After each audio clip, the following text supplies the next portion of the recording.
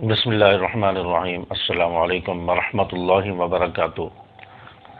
فجر کی سنتوں کی فضیلت کیا ہے اور فجر کی سنتوں میں صورتیں کون سی پڑھیں گے، تلاوت کریں گے، اور فجر کی سنتیں اگر ہم نے نہیں پڑھی اور جماعت کھڑی ہو چکی ہے تو اس وقت ہم فجر کی سنتیں پڑھیں یا جماعت میں شامل ہوں، اور فجر کی سنتیں گھر میں پڑھنے کا کیا فائدہ ہے، یہ ساری ڈیٹیل آپ کے سامنے انشاءاللہ رکھوں گا۔ امید ہے کہ آپ کو بات سمجھ آئے گی۔ فجر کی سنتوں کی فضیلت، اس کے بارے میں رسول اللہ صلی اللہ علیہ وسلم نے ارشاد فرمایا کہ دنیا و ما فیہا سے بہتر ہے، یعنی دنیا اور دنیا میں جو کچھ بھی ہے اس سب سے یہ فجر کی دو سنتیں بہتر ہیں جو فجر کے فرض سے پہلے پڑھی جاتی ہیں۔ تو اتنی زیادہ اس کی فضیلت آپ علیہ الصلوۃ والسلام نے بیان فرمائی ہے۔ اور فجر کی سنتیں اگر ہم نے نہیں پڑھی اور ہم مسجد میں آ گئے اور دیکھا کہ جماعت بھی کھڑی ہو چکی ہے، تو اب یہاں پر دو باتیں میں آپ کو بتاؤں گا۔ اگر آپ نے دیکھا کہ جماعت کھڑی ہو چکی ہے، ابھی آپ نے سنتیں نہیں پڑھی، اور آپ دیکھیں گے کہ جماعت اگر ابھی شروع ہوئی ہے اور امام صاحب نے ابھی تلاوت شروع کی ہے، تو آپ اگر سنتیں پڑھیں گے تو آپ پہلی یا دوسری رکعت میں شامل ہو سکتے ہیں، تو آپ پہلے فجر کی سنتیں پڑھیں گے۔ لیکن اگر آپ نے آ کر دیکھا کہ امام صاحب تو تلاوت شروع کر چکے ہیں، پہلی رکعت بھی ختم ہونے والی ہے اور دوسری رکعت شروع ہونے والی ہے، اگر میں سنتیں شروع کروں گا تو امام صاحب سلام پھیر دیں گے، نماز ختم ہو جائے گی، تو ایسی صورت میں آپ فی الحال سنتیں چھوڑ دیں گے اور فرض نماز میں شامل ہو جائیں گے۔ اور پھر یہ سنتیں آپ فجر کے فرض پڑھنے کے فوراً بعد نہیں پڑھیں گے، بلکہ آپ سورج نکلنے تک انتظار کریں گے۔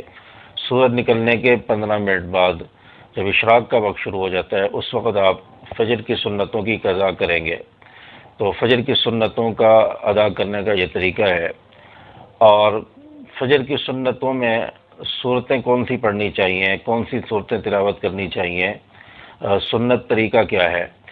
تو دیکھیں، آپ علیہ الصلوۃ والسلام فجر کی سنتوں کے اندر دو صورتیں تلاوت کیا کرتے تھے۔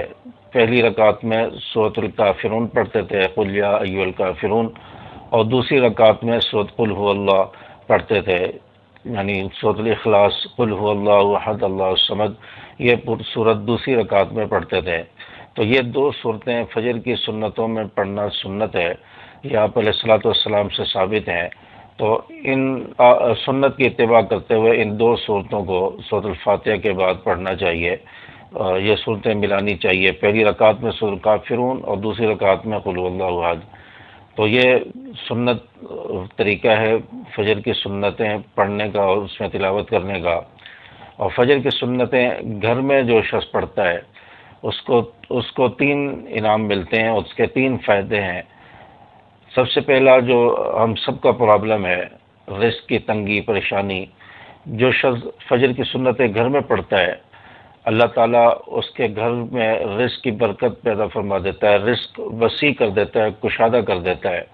تو اس لیے فجر کی سنتیں گھر میں پڑھنے کا اہتمام کریں، گھر میں پڑھ کر فرض نماز مسجد میں پڑھنے کے لیے جائیں۔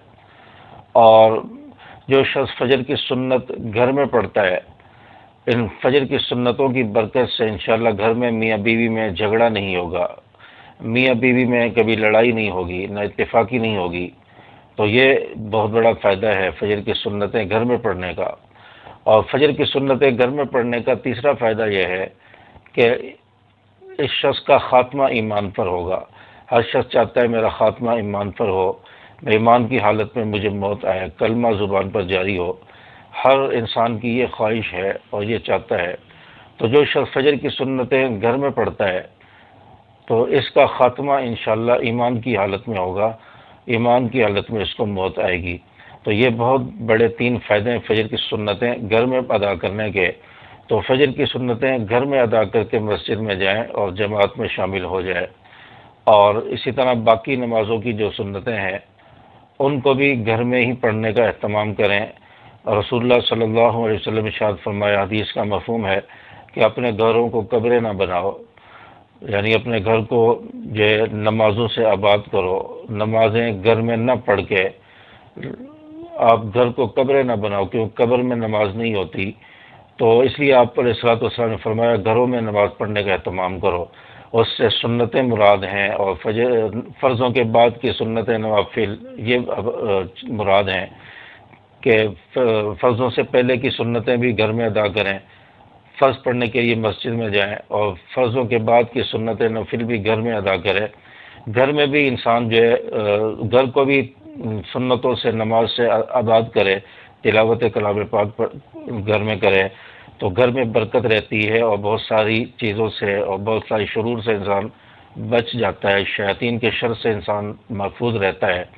تو فجر کی سنتیں اور اس کے علاوہ دیگر نمازوں کی سنتیں ان کو گھر میں ادا کرنے کی کوشش کریں۔ تو امید ہے کہ بات آپ کو سمجھ آ گئی ہوگی۔ ویڈیو کو دوستوں کے ساتھ شیئر کر دیں، ویڈیو کو لائک ضرور کیا کریں۔